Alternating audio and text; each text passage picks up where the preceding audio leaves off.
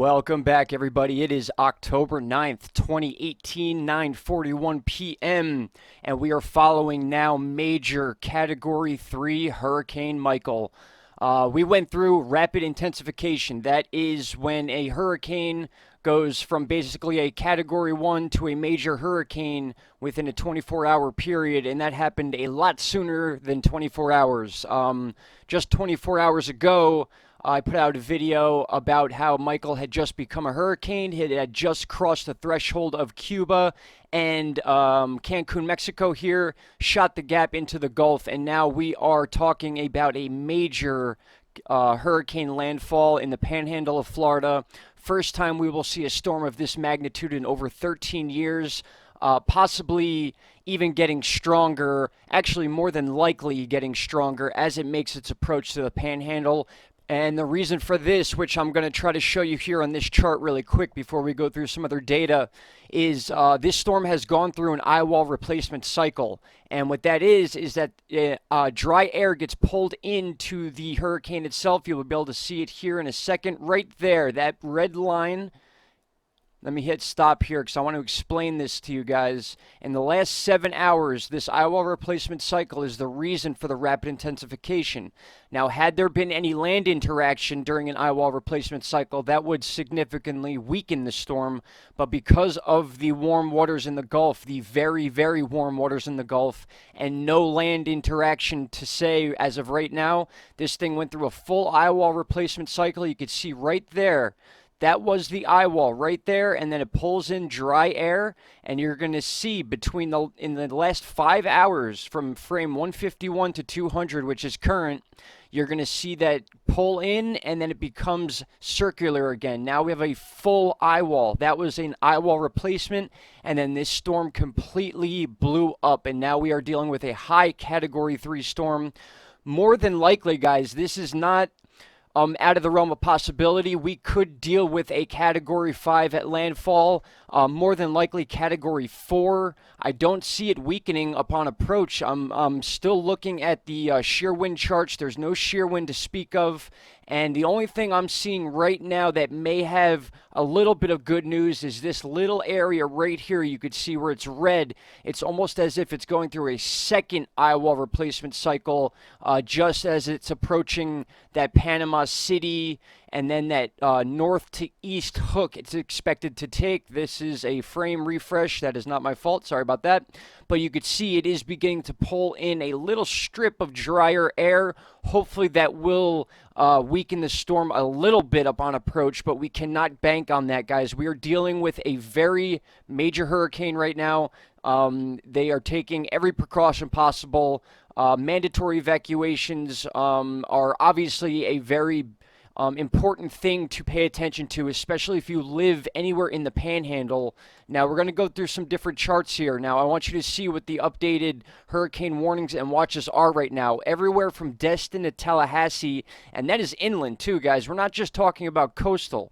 Now, the coastal issues are going to be devastating. We're talking 13, 14, even 15-foot storm surge if this thing is a Category 3 at landfall. Category 4 could make it higher. This is bringing a lot of rain. Most of the coast is expected to see at least a foot of rain. But what you need to pay attention to is the path. And we talked about this last night in the video. And this path is putting other states at risk that usually would be at risk if the hurricane was on the east side of the U.S. That's why you're seeing the red here in Savannah and Charleston, and we're getting the Carolinas involved with this because the storm is going to hit pretty much the only place it can go right now is where it's saying it's going to go, which is right in that Panama City area, in between Destin and Tallahassee. You could see it's going to hook up into this area and then quickly be pushed along the coast. And the reason that that's an issue is because if any part of it is still over water in this area, that is basically a fuel source for this storm to continue its damage as it goes out into the Atlantic. Now, we talked about this a little bit yesterday, why this is taking such a dramatic turn. That is due to a jet stream front we are watching right now, and you could see that here on the chart. These cold temperatures are due to a jet stream dip that has come down, and then we have a front wall that is moving west to east. And if you look at the lightning chart, you could see that the front of this wall here is exactly matching up with the front of this cold front here that is coming down from Canada. This is a dip in the jet stream. This is what is going to force Hurricane Michael. Once it reaches land, this will be moving west to east. They will meet here, and it's going to push the storm out probably right over the border of North Carolina and Virginia, it's looking like now. Yesterday, it looked like it was a little bit more close to the Chesapeake Bay, Delaware area, but now it looks like it's going to be more of a dramatic in and outward movement, which is actually putting North Carolina and South Carolina in that state of emergency territory. Now, as of right now, officially Florida, Alabama, Georgia, Mississippi, and I believe South Carolina are under state of emergency for the storm. Obviously, Florida is, as Florida is directly in the path of this. But what I want to show as of right now is why this storm is taking this path. A lot of people don't explain why the storm is going in this direction. They just talk about, oh, it's going to hit here, be prepared, and that's all they say. But there is a reason for this, and the reason that this is being considered such a serious situation, especially for the southeastern states, is because of how close it's going to be to the Atlantic Ocean as it curls in past Florida. Now, don't get me wrong, Florida, you need to prepare for a major landfall. This is not going to be good. This is going to cause a lot of damage. There's going to be areas in the Panama City area. In fact, I have Google Earth pulled up. Let's look at some of these areas. We're looking right here as landfall territory. Right here, we got Panama City, and then we got Santa Rosa Island, Pensacola, Florida. So this thing wants to come up, and you could see the size of it itself. It doesn't matter where the eye wall makes landfall. Of course, that will be the most devastating area.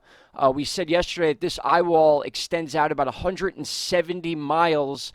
Could be bigger by the time we get to the actual panhandle. We're talking 15 to 17 hours before landfall. The effects will be felt way before that. In fact, effects are already being felt along that panhandle in Panama City. Basically, Panama City, Laguna Beach, Southport, Callaway, Mexico Beach, Port St. Joe, and then even if you move a little bit to the west, even though the storm is going to curl in this way, that's putting Santa Rosa Beach, Port Washington, and even Rosemary Beach is in that area where this eye wall can actually reach once it touches land. So this is just a very big hurricane, guys. There's no getting around the fact that this is going to be more than likely a retired name. Rapid intensification with nothing to stop it is always a bad thing. Like I said, the shear wind is at absolute minimal. We're dealing with some of the warmest water we've seen in the Gulf in a long time, and that is why channels like the Weather Channel and stuff are talking about the storm of the century. Michael expected to be near Category 4 strength at landfall, and what could be the strongest hurricane strike for the Florida Panhandle in over a decade. Now, guys, I know this may sound exaggerating, but we are talking, this could be Katrina status. Now, depending on what happens once this storm hits the Panhandle, we can expect weakening, but you got to remember, things change. Now, with this pressure that we're dealing with in the United States, when dealing with the jet stream, more than likely the path that you see is what's going to happen. We all know with Harvey actually hit and then came back and then hit again. Sorry, in Texas rather, hit, came back, then hit again. That will more than likely not be an issue this time because of this front that we are dealing with in the United States. So it's actually a helpful thing in a way. So it's going to be a quick hit and then the storm will be gone. I mean, it's going to be nothing good for the southeast states in any way, shape, or form. But the fact that the storm is not going to go inland too much and then mix up with all, Kentucky, Tennessee, West Virginia, stuff like that, although we just don't know yet. The main concern right now is the panhandle of Florida and making sure the people that are in this area are leaving. This is not a storm you want to ride out. We're talking major status here, and they don't expect it to weaken at any given point from now until a few days from now, when we can expect this to exit the east coast of the United States around the North or South Carolina area. Now, as of now, this is our storm surge expectations, 8 to 12 feet of storm surge just to the right of Panama City. I actually believe that this should be shifted to the this area a little more. But we got to understand hurricanes move in a counterclockwise movement. So if you picture the hurricane, let's go back to this chart here. You could see the spin is counterclockwise. So what that's going to do is as it makes landfall, it's pulling water in this direction. So we're going to get major flooding on the right side of the storm as opposed to the part of the storm that pulls back. So if that's something you can understand, the rotation causes a lot of the flooding issues. The rotation pulling this way is going to push that water into the back end of the part of the panhandle right here that would be to the east of Panama City. So water will be pushed into this area, and then way over here is where the outflow is going to be. So you could actually see tides receding in this area for some time. At the same time, major flooding going on in this area. So that's why these warnings and watches have extended so deep into the state. Let me get back to that chart we had with the warnings. If I could find it. So many tabs pulled up. Here we go. So now we're looking at this. We're looking at hurricane warnings, which basically means get ready for a hurricane, all the way from the end of the panhandle where we have Alabama and Florida meeting at the border. That goes into Georgia. So now we have hurricane warnings in the state of Georgia, which is why they are in state of emergency. We have hurricane warnings in Alabama, which has already been in state of emergency. And now we also have to deal with Mississippi is now in the tropical storm watch.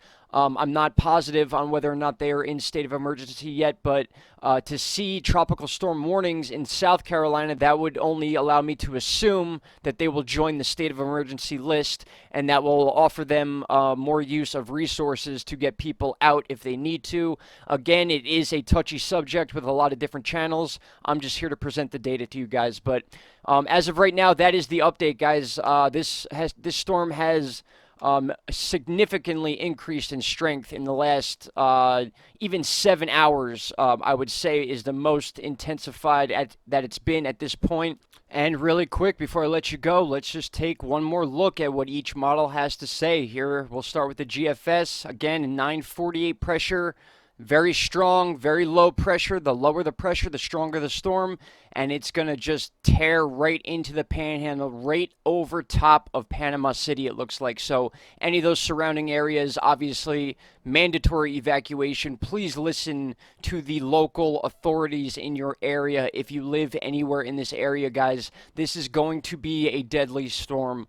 I hate putting out that type of information, but that's the reality we need to deal with right now. This is a very big storm, very major hurricane. It's going to be a devastating hurricane. It's going to displace a lot of people for a long time, and more than likely we will not see this name on a list for the rest of our lives. So with that said, I will be back with another update as they come in, but again, we are dealing with a landfall between 2 and 5 p.m. tomorrow. You could see by the time on Ventus Sky, according to the GFS, this thing will be right inside Panama City at about 5 p.m. And you could see where that flooding is going to be, guys. So remember, if I back up to 2 p.m., that flooding is going to start right around this area. That all that water, as it's rotating this way, is going to be pushed into here, and some of it will be pulled out. But then as we get into 5 p.m., half the hurricane's inland, half the hurricane's in the water. That's where we're going to start to see the flooding in this little part of Florida here, which is going to be pretty much probably the brunt of that flooding.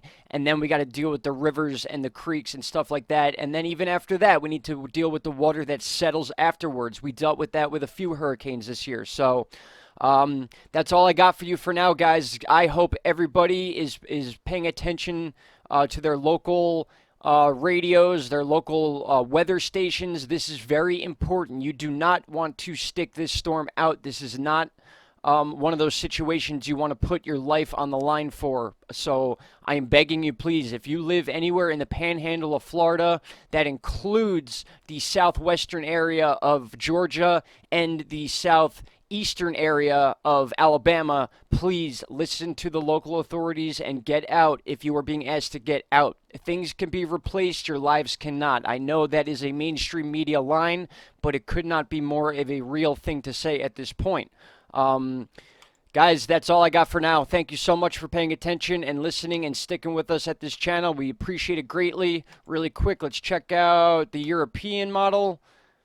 Basically, again, the same thing as yesterday. They are all calling for this thing to hit that panhandle area and then just hook right out. And that's why we are dealing with basically a hurricane that is going to stay in shape until it exits out into the Atlantic Ocean, where we still have Tropical Storm Leslie, which is on day, what, 18 or 19 now? Like I said, we may see that storm out there for a good solid month. We're going on 20 days now. But that's all I got for you for now. I know it's the third time I've said that, but that's for real this time. Just take a look at our state right now, guys. We have winter storms going on. We got major thunderstorms going on near the Great Lakes, and then we have a major hurricane that we have not seen the likes of in years about to hit Florida, all going on at the same time. Talk about some crazy weather. Thank you all so much for listening. I'll be back with an update, and I will be here for landfall. For those of you that need channel to rely on, we will be here. That much I promise you. Thank you so much. And Caroline, thank you so much for sending me this info. I just got all the updated info from her, and that rapid intensification was definitely caused by an eyewall replacement cycle. Thank you guys so much. We'll talk again very soon. Take care, be safe, stay prepared.